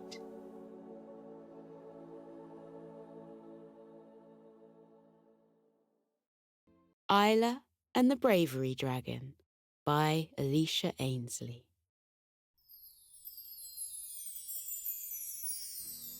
Isla had been attending her new school for almost 6 weeks, and the half-term holidays were just around the corner. She'd made several friends that she played with at break times, and she'd got to know everyone in her class. She had taken a turn looking after the class pet and taking it home for the weekend, and she'd bonded with her lovely teacher, Miss Fudge. By all accounts, Isla had settled in really well at her new school. She skipped into the playground every morning, looking forward to the day ahead, and she greeted her parents with a smile every afternoon when she was collected to go home. Her first parents' evening had been a positive one, and she'd received wonderful words of praise from Miss Fudge. Her parents had been so impressed with Isla's report from Miss Fudge that they had taken Isla out for dinner to celebrate. They had gone to her favourite pizza restaurant and let her get a big chocolate fudge sundae for dessert as a treat. Isla's favourite subjects were English and PE. She loved running and playing games on the school field, and she really enjoyed writing poems. Isla had written a poem all about her baby brother Freddie that impressed Miss Fudge so much that she pinned it up on the classroom wall. Isla had beamed with pride as she received her gold star sticker and watched her classmates read her poem from the wall. Isla's new best friends were called Charlie, Jada, and Kara. Every break time, they would all sit together to eat their packed lunches and then head out to the playground to play games of make-believe, practice their skipping chants, and perfect their handstands and cartwheels.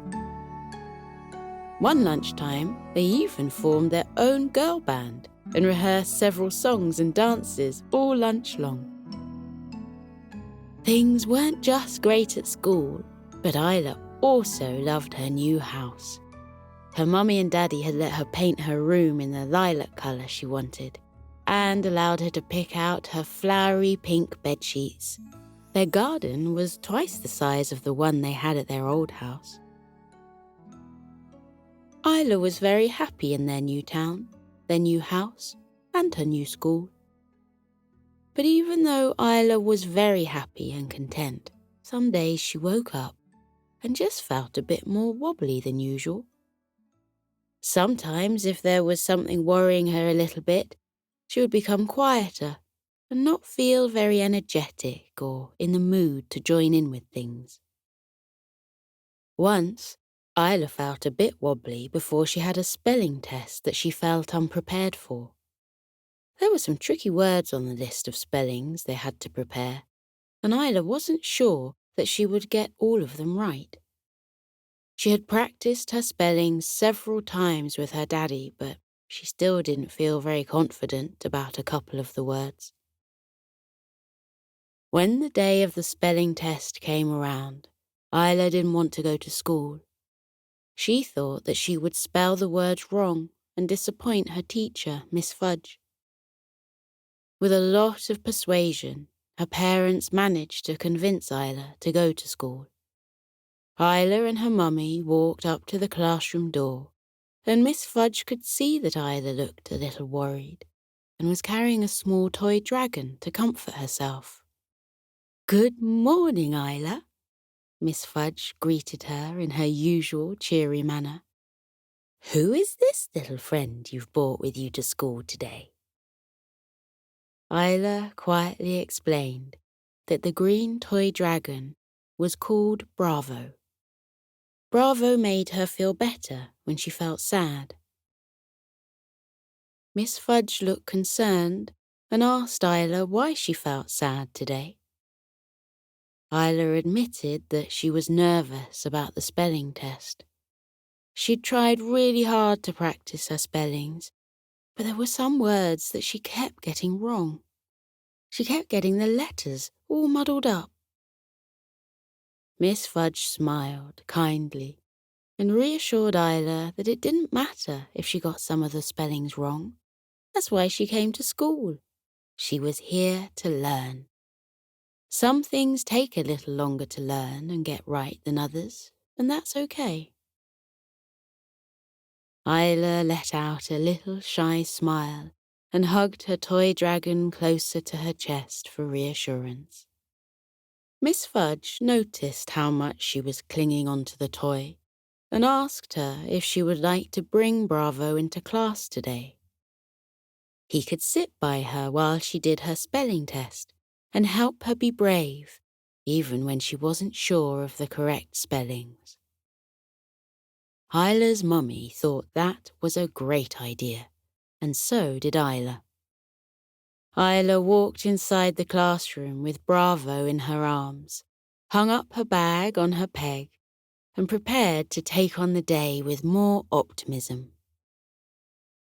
Miss Fudge suggested that Isla keep Bravo in her book tray to keep him safe, and she could get him out any time she felt like she needed his help. When the spelling test came around just before break time, Isla felt butterflies beginning to flutter in her tummy. She looked at Miss Fudge, and she caught her eye. Miss Fudge whispered to Isla across the classroom, "You can get out your Bravery dragon if you want." Isla slid out of her chair and over to her book tray. She opened it up and pulled out little Bravo. She placed him on her desk, looking right at her, and left him there as she took part in the spelling test. Everything was going well, and Isla remembered how to spell almost all of the words. But when she got to the 9th and 10th words, Isla couldn't work out how to spell them.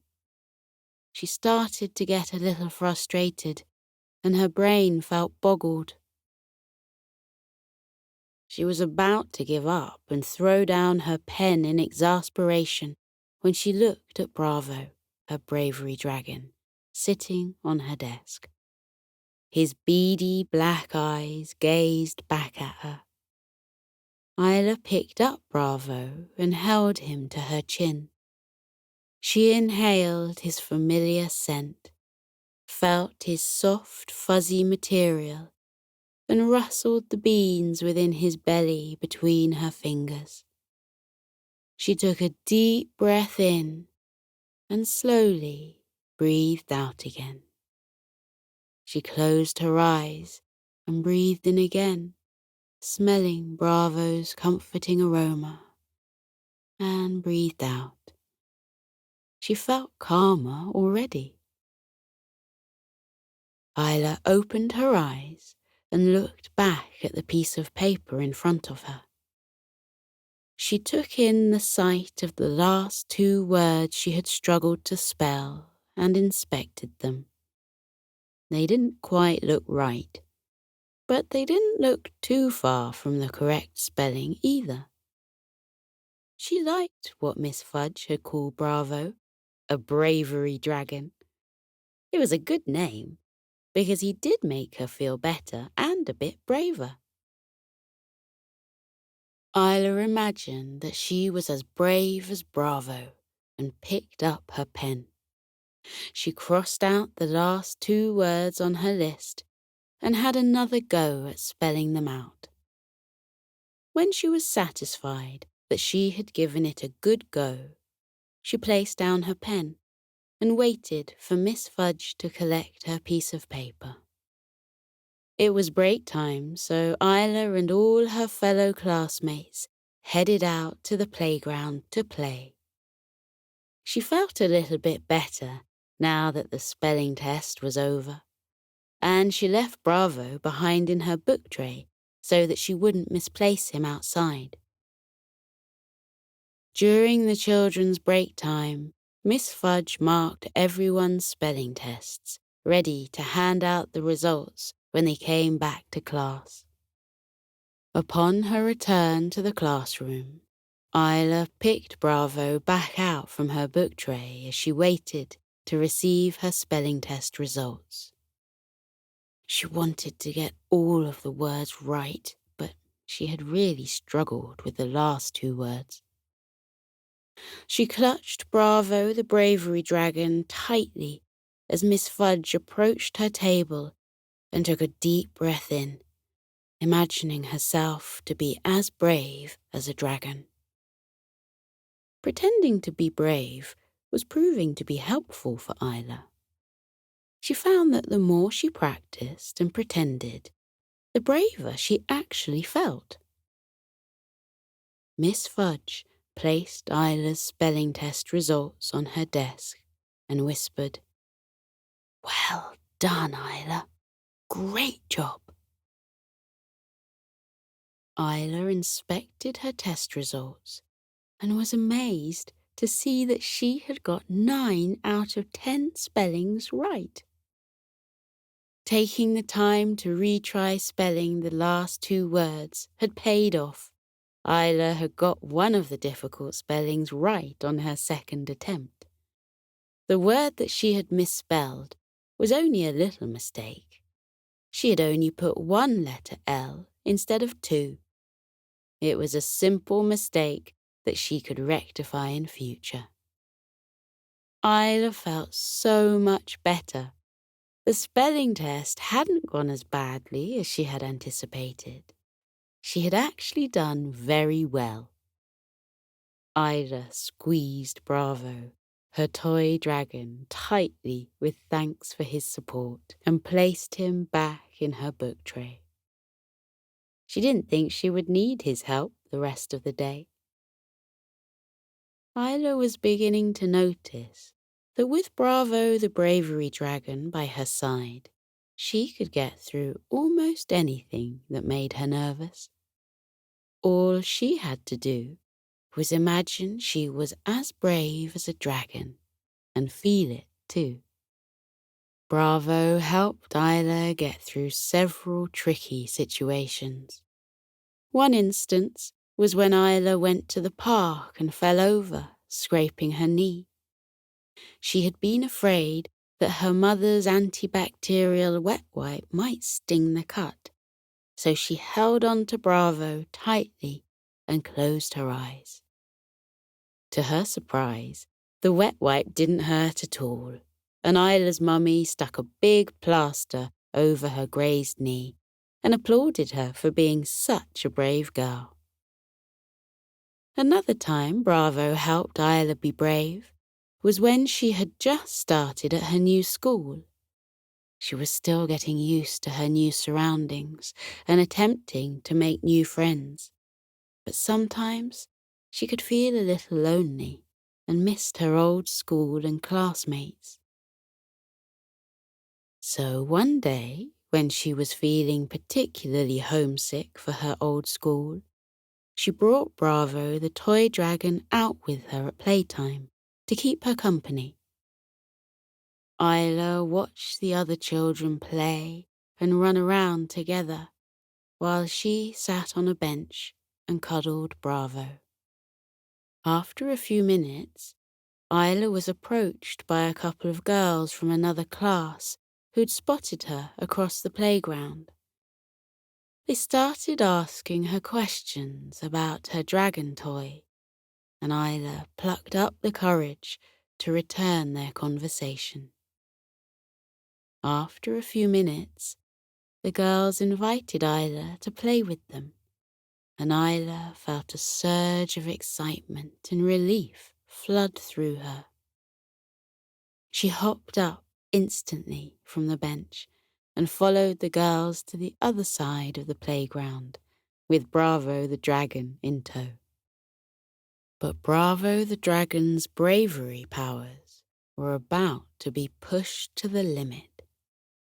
Every week, a different class would take turns performing a presentation to the rest of the students in the school. They would put on a presentation all about a topic they'd been studying that term.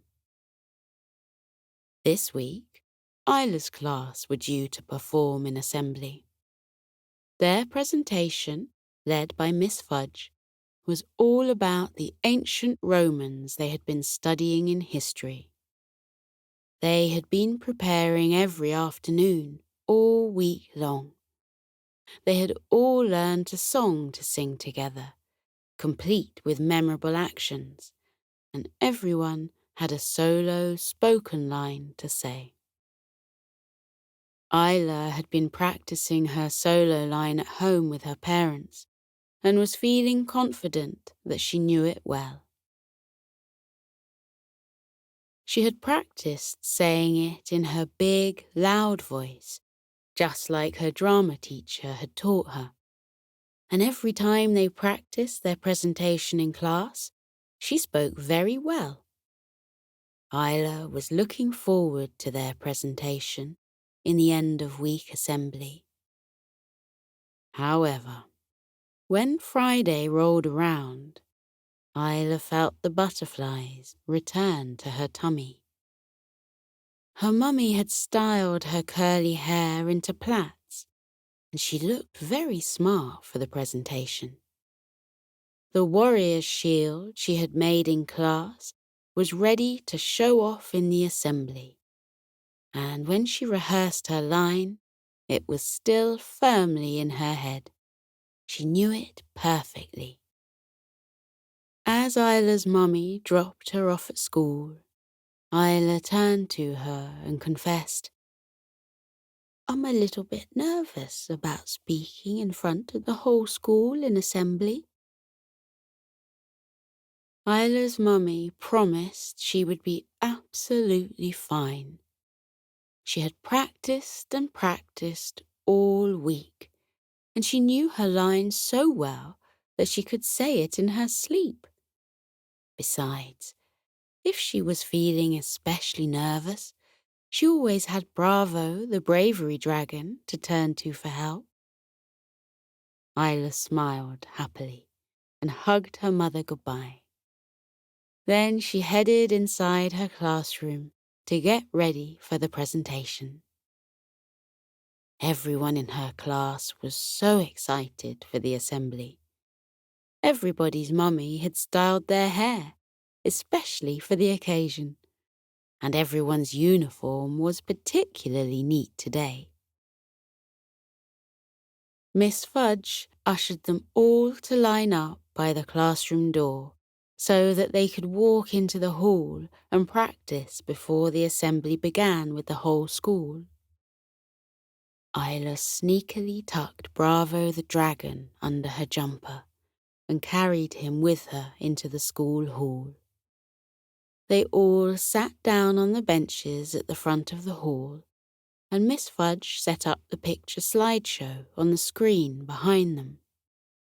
Isla noticed that her nerves felt different today. She was still a little nervous about speaking in front of everyone in the school, but she felt the butterflies fluttering in her stomach turn into more of a buzz, like a buzzy bee vibrating in her belly. She actually felt pretty excited. She tapped Bravo the dragon, who was still secretly tucked under her jumper, and felt his bravery passing through into her tummy. His magic was working already. Miss Fudge allowed them all to practice their lines one more time before the other students would start filing into the hall for assembly. Everybody spoke their lines confidently and proudly, and Miss Fudge said she was pleased as punch that they all sounded so brilliant. But Isla noticed that there was one person in the class who wasn't speaking as loudly as normal. Ezzy, a boy that sat at her table in class, had spoken very quietly, so quietly that it was almost a whisper. Isla leaned forward on her bench and caught Ezzy's attention. "Are you all right, Ezzy?" Isla asked him gently. Ezzy looked at Isla with big, cheerless eyes. "Not really," he mumbled. "I'm feeling very nervous. I keep forgetting my words and I'm worried I'll forget them in front of the whole school."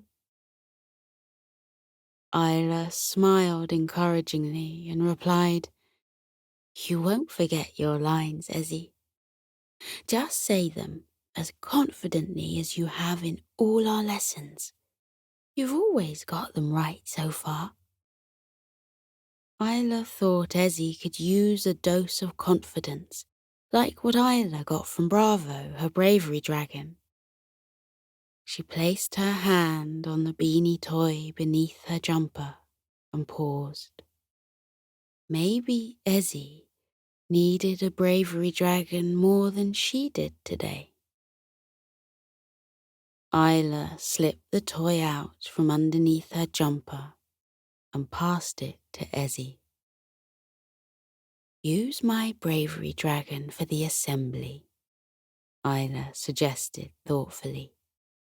"He's called Bravo, and I use him whenever I feel nervous or scared.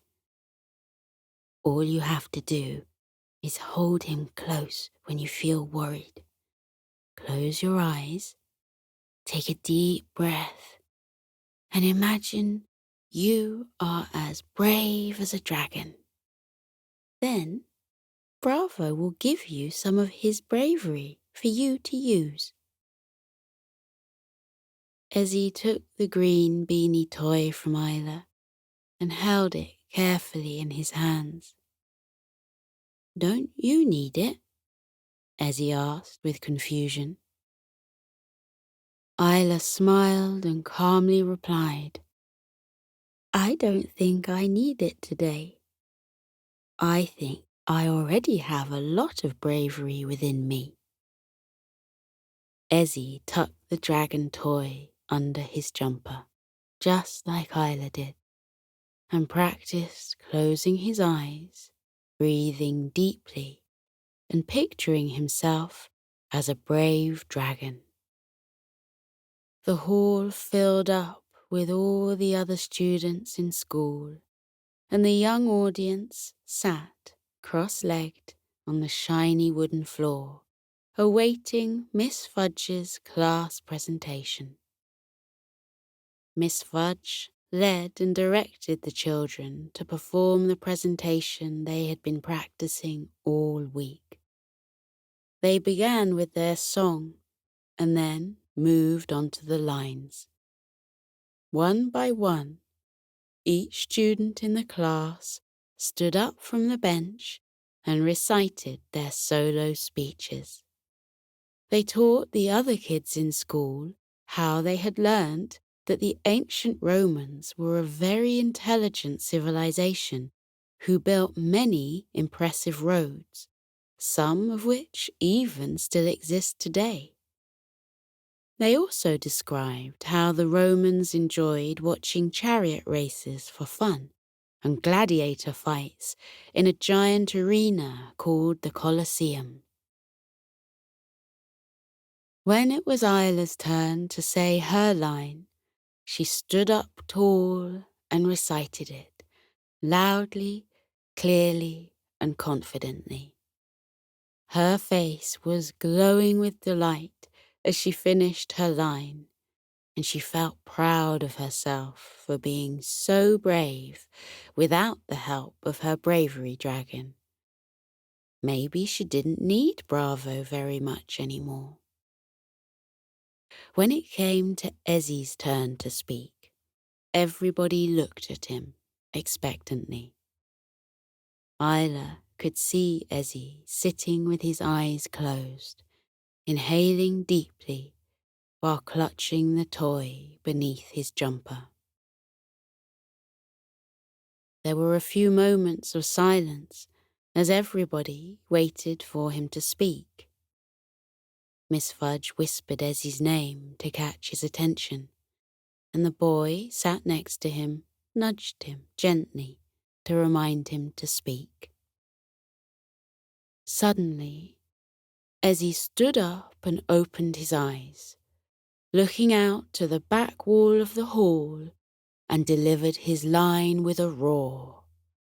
He spoke so loudly and clearly that everyone was blown away by his confident performance. Once his line was over, he sat back down on the bench, and Isla saw his shoulders relax and his whole body deflate with relief. Ezzy sighed and looked at Isla, who was staring at him from down the bench. He grinned and gave her 2 big thumbs up before whispering excitedly, "It worked! It worked! I can't believe it worked!" The class presentation ran perfectly, and when they finished, the whole school gave them a big round of applause, including a few cheers. Miss Fudge led the students back to the classroom, and they all celebrated a successful assembly together with a tin of cookies that Miss Fudge had baked herself. Everyone couldn't stop talking about how loud Ezzy had spoken, and Miss Fudge gave him a gold star sticker for his terrific performance too. Ezzy was beaming from ear to ear all the rest of the morning, and Isla couldn't wipe the smile from her face either. It had been so nice to see her toy help someone else in the same way it had helped her for so long. At break time, Ezzy returned Bravo the dragon to Isla and thanked her for letting him borrow the toy. "Now you can use the dragon to help you when you're feeling nervous again," Ezzy stated with a smile. Isla took her toy back and smiled, but she had a feeling that she wouldn't be needing Bravo's help much anymore. Now that she knew how to find her own dragon courage within herself, she didn't need to rely on her toy any longer. Perhaps Miss Fudge could find a use for the toy instead. Whenever there were other children who needed help finding the bravery that was already inside of them.